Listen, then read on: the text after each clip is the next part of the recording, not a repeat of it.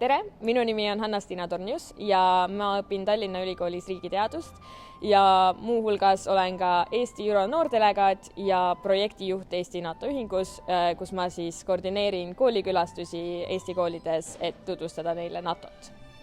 Ma õppisin Heino Elleri muusikakoolis 4 aastat klassikalist viiulit. Nüüdseks lõpetasingi umbes 4 aastat tagasi ja kuigi ma ei tegele enam muusikaga, siis see on endiselt mulle väga südamelähedane ja ma alati hindan seda, mida ma läbi oma hariduse sain.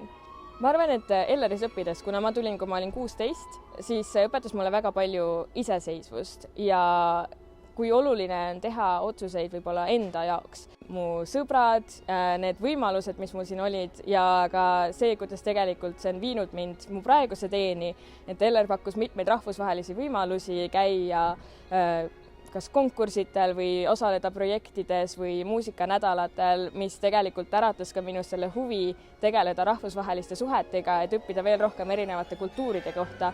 Seega isegi kui ma õppisin muusikat, siis tegelikult see õpetas mulle nii palju enamat.